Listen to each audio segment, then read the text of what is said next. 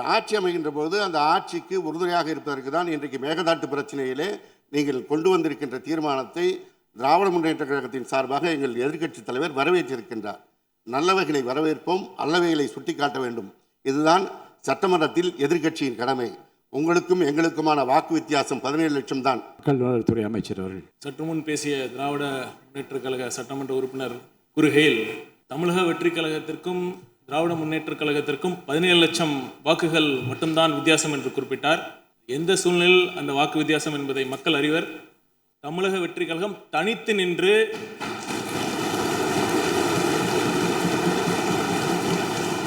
பெற்ற வாக்குகளையும் திராவிட முன்னேற்ற கழகம் பல கட்சி கூட்டணிகள் உடன் பெற்ற வாக்குகளையும் ஒப்பிடுவது மிக மிக பொருத்தமாக இருக்காது. நாங்கள் பெருமையுடன் சொல்வோம், எங்களுக்கு கிடைத்த ஒவ்வொரு வாக்கும் தமிழக வெற்றி கழகத்திற்காக மட்டும், தமிழக வெற்றி கழகத்தின் தலைவர் முதலமைச்சராக வர வேண்டும் என்பதற்காக விழுந்த வாக்குகள் தான். பல கட்சி கூட்டணிகளுடன் தேர்தலில் வெற்றி பெற்ற திராவிட முன்னேற்ற கழகம், திராவிட முன்னேற்ற கழகத்துக்கு கிடைத்த வாக்குகள் கூட்டணி கட்சிகளுக்காகவும் விழுந்த வாக்குகள் என்பதை பதிவு செய்ய கடமைப்பட்டிருக்கிறேன். நன்றி. மாண்புமிகு பேரவைத் தலைவர் அவர்களே, மாண்புமிகு மக்கள் நல்வாழ்வுத்துறை அமைச்சர் சொன்ன கருத்துக்கள் சரிதான். நீங்கள் தனியாக நின்ற பெற்று வாக்குகள், ஆனால் வரும் காலத்திலும் நாங்கள் தனியாக நிற்போம், தனியாக வாக்குகளை பெறுவோம் என்று நீங்கள் சொல்ல தயாரா? பள்ளிக்கல்வித்துறை அமைச்சர் அவர்கள். மாண்புமிகு பேரவைத் தலைவர் அவர்களே, எந்த ஒரு கட்சியும் தமிழ்நாடு வரலாற்றில் ஆட்சியிலும் பங்கு அதிகாரத்திலும் பங்கு என்று சொன்னதில்லை, சொன்னதை செய்ததில்லை. முதல் மாநாட்டில் சொன்னதை இந்த நேரத்தில் செய்து காட்டிக் கொண்டிருக்கிறோம். அதே போல மக்கள் வழங்கிய தீர்ப்பை எப்போதும் யாரும் எந்த காரணத்திற்காகவும் சிறுமைப்படுத்தி பேசக்கூடாது. தனி ஒரு கட்சியாக இந்த சட்டமன்றத்திலே மற்ற தோழமை கட்சிகளை விட, மற்ற அரசியல் கட்சிகளை விட மிக மிக பெரிய வாக்கை மக்கள் வாரி வழங்கி தமிழக வெற்றி கழகம் இன்றைய தினம் இந்த ஆட்சியை அமைத்திருக்கிறது. எனவே எங்களுக்கு எதிராக பேசுவதாக நினைத்து தமிழ்நாட்டு மக்களுக்கு எதிராக யாரும் பேசுவதை பேரவைத் தலைவர் அனுமதிக்க கூடாது என்பதை இந்த நேரத்தில் நான் சுட்டிக்காட்டுகிறேன். தமிழ்த்தாய் வாழ்த்தை முதலில் பாட வேண்டும், அவை நிறைவின் போதுதான் தேசிய கீதம் பாட வேண்டும் என்கின்ற மரபு தமிழ்நாட்டிலே கடைபிடிக்கப்பட்டு வருவது. இது ஏதோ அவைக்கு மாத்திரமல்ல, நீங்களும் நானும் பள்ளியிலே படிக்கும் போதும் அங்கேயும் இந்த நிகழ்வு தான் நடைபெற்று என்பதை உங்களுக்கு நான் சுட்டிக்காட்ட விரும்புகிறேன். பேரவைத் தலைவர் அவர்களே, வந்தே மாதரம் பாடல் இதற்கு முன்பு முதலமைச்சராக இருந்த திராவிட முன்னேற்ற கழகத்தின் தலைவரும் ஐயா மு.க. ஸ்டாலின் அவர்கள் இருந்தபொழுது உயர்நீதிமன்றத்தில் பதவியேற்பு விழாவில் ரீசண்டாக வந்த சர்க்குலர், ஹோம் மினிஸ்டருடைய சர்க்குலர் படி வந்தே மாதரம் பாடல் முதல் முறையாக பாடப்பட்டது. அப்பொழுது திரு மு.க. ஸ்டாலின் அவர்கள் அதற்கான மரியாதையை எழுந்து கொடுத்தார்கள். இது ரீசண்டாக வந்த பிரச்சனை. அதற்கப்புறம் பதவியேற்பு விழாவில் மாண்புமிகு முதலமைச்சராக பொறுப்பேற்பதற்கு முன்பு கவர்னரிடம் கோரிக்கை கொடுத்தார்கள். அப்பொழுது கவர்னர் ஹோம் மினிஸ்டருடைய சர்க்குலரை தான் நாங்கள் ஒபே பண்ணோன்னு சொன்னார். கிட்டத்தட்ட 5 நிமிடம் அப்பொழுதே தன்னுடைய கோரிக்கை வைத்தார் பதவியேற்பு விழாவுக்கு முன்பே. அதன் பின்பு கவர்னருடைய அலுவலகத்தில் அடுத்த பதவியேற்பு நடக்கும் பொழுதும் நம்மளுடைய கோரிக்கை முதல்வரும் சரி நாங்களும் சரி வைத்தோம். கவர்னருடைய கண்ட்ரோலில் இருக்கக்கூடிய அவருடைய அவையில் பதவியேற்கும் பொழுது மாநில அரசால் எந்த விதமான முயற்சிகளை செய்ய முடியல. ஆனால் அரசு நிகழ்ச்சிகளில் எப்பொழுதும் தாய்மொழியாக இருக்கக்கூடிய தமிழ்த்தாய் வாழ்த்தை பாடினோம். அதே மாதிரி இன்றைக்கு மாண்புமிகு முதலமைச்சர் அவர்கள் முதல் சட்டசபை கூட்டத்தில் பேரவைத் தலைவர் அவர்கள் இங்கு தலைமை இருக்கக்கூடிய அவையில் கவர்னருடைய கோரிக்கைகளை முதலில் வந்தே மாதரம் பாடணும்னு சொல்லும் பொழுதும் சரி, அதில் முதலமைச்சர் உறுதியாக நின்று பேரவைத் தலைவர்களும் உறுதியாக பேசி எங்களுடைய கருத்துக்களை கவர்னரிடம் உறுதியாக கூறி பேரறிஞர் அண்ணா உருவாக்கிய மாநில கொள்கையில் அந்த கொள்கையில் உறுதியாக இருந்து இன்றைக்கு 3-4 வருடங்களாக கவர்னர் முன்பு கவர்னரோட சண்டை போட்டு வெளிநடப்பு பண்ணுறது ஒரு டிப்ளமசி கிடையாது.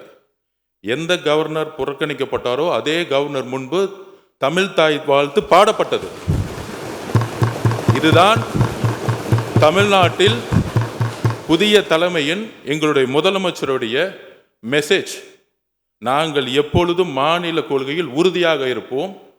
அது கவர்னராக இருந்தாலும் சரி, டெல்லியோட தலைமையிலாக இருந்தாலும் சரி, எங்களுடைய மாநில உரிமையை ஸ்டேட் அட்டானமின்னு சொல்லக்கூடிய அறிஞர் அண்ணாவுடைய கொள்கையில் நாங்கள் எப்பொழுதும் உறுதியாக இருப்போம் என்பதை பதிவு செய்து 4 வருடங்கள் கழித்து முதல் முறையாக அதை நடைமுறைப்படுத்துவது எங்களுடைய மாண்புமிகு முதலமைச்சர் அவர்கள். ஒரு சண்டை போட்டு வெளிநடப்பு பண்றதில்லை. அதே கவர்னரை தமிழ் தாய் வாழ்த்தை முதல்ல பாட வச்சு நிற்க வச்சு மரியாதை கொடுத்து தமிழக மக்களுடைய உரிமையை நிலைநாட்டியது இந்த அவையில். அதனால இதை திராவிட முன்னேற்ற கழகத்துடைய தோழர்கள், உங்களுடைய கொள்கையும் எங்களுடைய கொள்கையும் அண்ணாவுடைய கொள்கையும் தான். இதில் எந்த விதமான கருத்து வேறுபாடும் கிடையாது. இதில் நம்ம கிட்ட எந்த விதமான வேறுபாடும் கிடையாதுங்களை நம்முடைய சகோதரர்களுடைய சட்டமன்ற உறுப்பினர்கிட்ட பதிவு பண்ணிக்கிறோம். அதில் நாங்கள் எப்பொழுதும் எங்கள் உயிரை விட உறுதியாக நாங்கள் இருப்போங்கிறதை பதிவு பண்ணிக்கிறோம். மாண்புமிகு பேரவைத் தலைவர்களே, ஆளுநர் மாளிகை என்பது அவருக்கு கட்டுப்பட்டது. உயர்நீதிமன்றம் என்பது நீதிபதிக்கு கட்டுப்பட்டது. இந்த அவை என்பது முழு அதிகாரம் படைத்தது உங்களுடைய கட்டுப்பட்டது. ஆளுநராக இருந்தாலும் சரி, ஜனாதிபதியாக வந்தாலும் சரி, இந்த அரங்கத்தை பொறுத்தளவுக்கு உங்களுக்கு கட்டுப்பட்டது. நீங்கள் எடுக்கிற முடிவு தான் இறுதியான முடிவு. இதுதான் காலகாலமாக எங்களுடைய சட்டமன்ற உறுப்பினர் சிவசங்கர் அவர்கள் எது ஒரு குற்றச்சாட்டும் சொல்லவில்லை. அவர் உங்களை கன்சிடர் பண்ண ஒரு கோரிக்கை வைத்திருக்கிறார். நடந்து முடிந்தது நல்லதாக நடந்திருக்கிறது. நடப்பவையெல்லாம் நல்லதாகவே நடக்கும் என்பதை நான் தெரிவித்துக் கொள்கிறேன். ஒரு ட்ரெய்லர் ஹிட் அடிக்கணும்னா அதில் ரொம்ப கிறிஸ்பாக இருக்கணும்.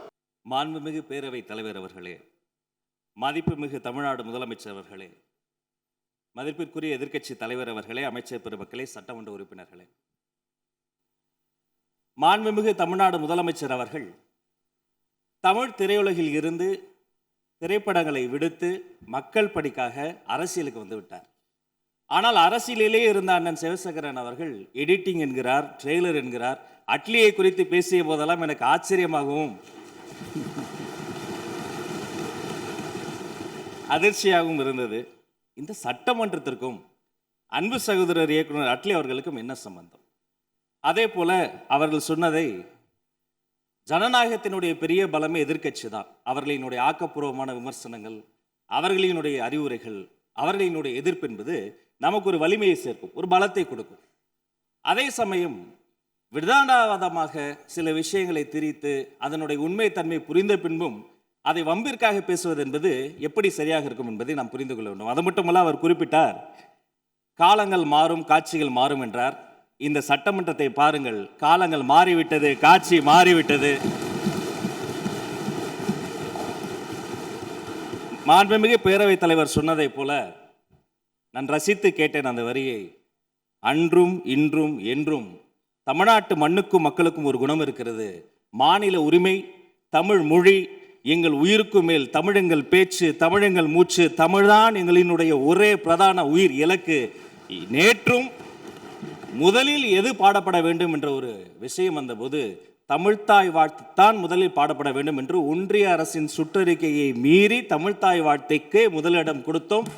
என்றும் அதைத்தான் நாங்கள் பின்பற்றுவோம் என்று சொல்லி நம்முடைய சட்டமன்றத்தில் மேகதாது உள்ளிட்ட பல்வேறு பிரச்சனைகளை பேசி ஆக்கப்பூர்வமாக இதை டேக்கிங் ஃபார்வர்ட் அடுத்த கட்டத்தை நோக்கி நாம் சென்று கொண்டிருக்கிறோம்.